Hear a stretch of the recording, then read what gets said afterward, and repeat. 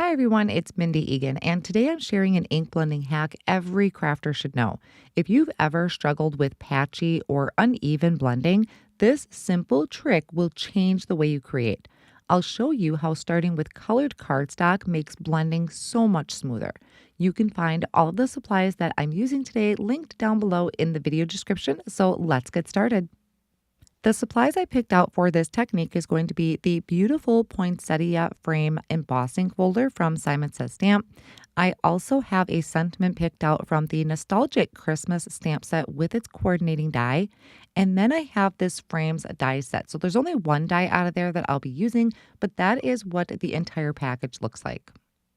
When you are choosing the colors that you want to use for ink blending, you're going to want to pick out a color cardstock that is quite a few shades lighter than the lightest color of ink.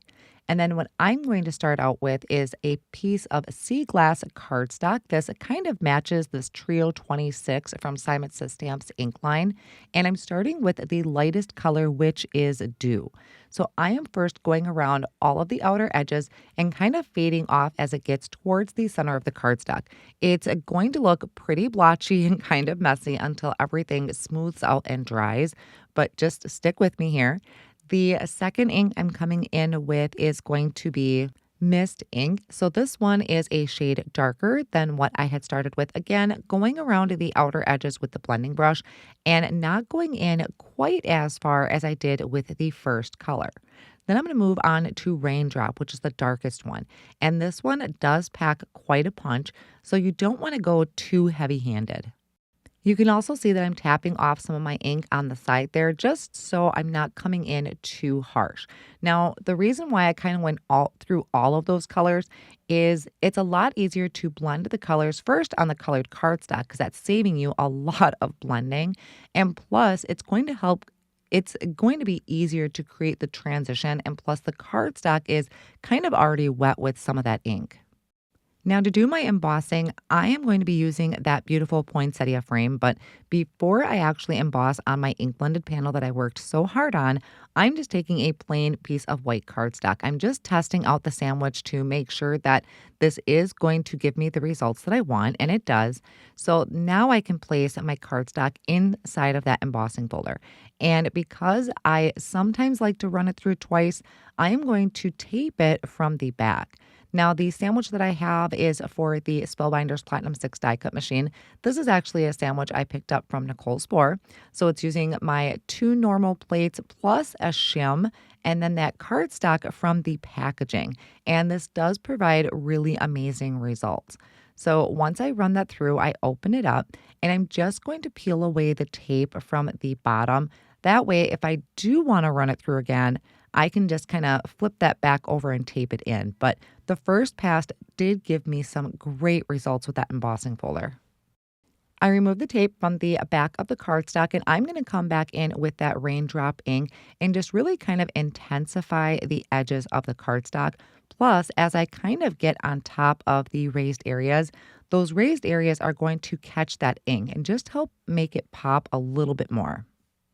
I'm going to then take this gold ink. This is like a pigment ink from Lisa Horton. And I have a tiny blending tool from Tim Holtz. And I start in the center of all of the poinsettias and then just real lightly kind of brush out to the petals. So this ink is going to catch some of the raised areas, but because it's a 3D embossing folder, it's not going to catch all of them, but it does add a beautiful shine to the flowers.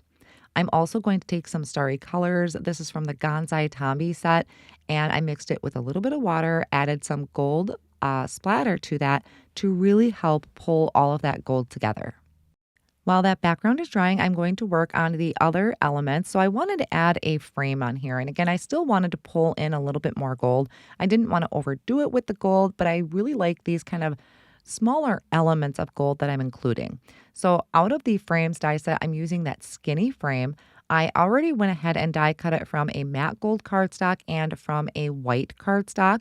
And then I'm adding little dots of liquid glue to the white frame.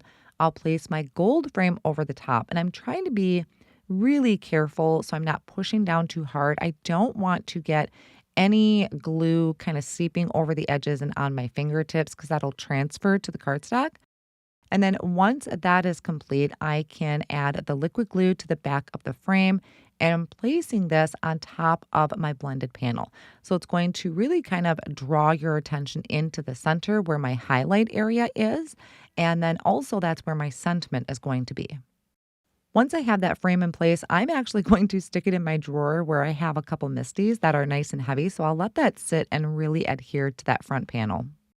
I have a sentiment picked out from the Nostalgic Christmas stamp set. This is going to say Joy to You. And I have a piece of white cardstock. I conditioned it with an anti-static powder tool. And then I'm going to stamp it about 2 to 3 times with the embossing ink. Embossing ink is a sticky ink and it's clear, so it's kind of hard to see on camera and in person. So that's why I stamp it a few times to make sure I'm getting really good coverage. And then I'm going to sprinkle on some gold embossing powder. I'm using the Fine Detail Gold Embossing Powder from Simon Says Stamp. I'm going to sprinkle that on, kind of tap off any excess.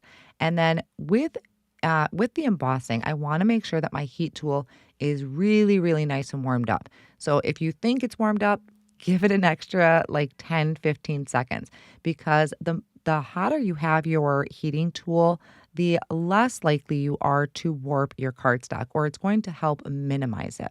So I melted that embossing powder, but then I'm placing it back in my MISTI, conditioned it again with the anti-static powder tool, inking it up again, and stamping over the top. So this is double heat embossing. If you've never done this before, it is a gorgeous, gorgeous technique, which you're going to see here.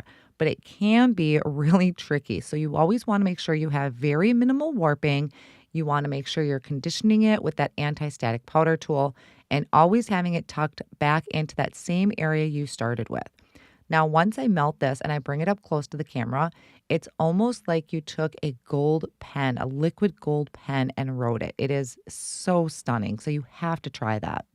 I use the coordinating die to die cut out the sentiment, and I also die cut out 2 more from plain white cardstock.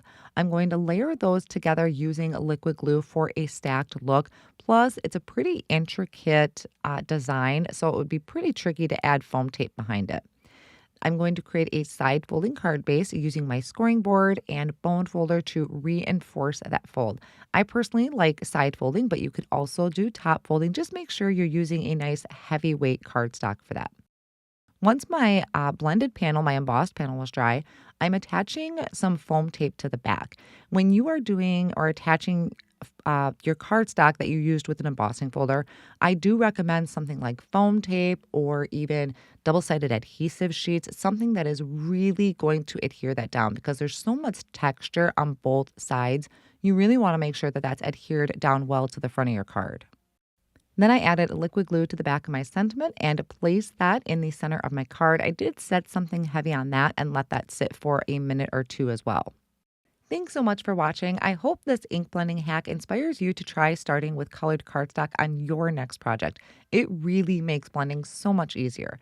If you enjoyed today's video, be sure to give it a thumbs up and subscribe so you don't miss any card making tips and inspiration. You can find all of my supplies I used linked down below in the video description. And until next time, happy crafting. Here is another video I think you might enjoy.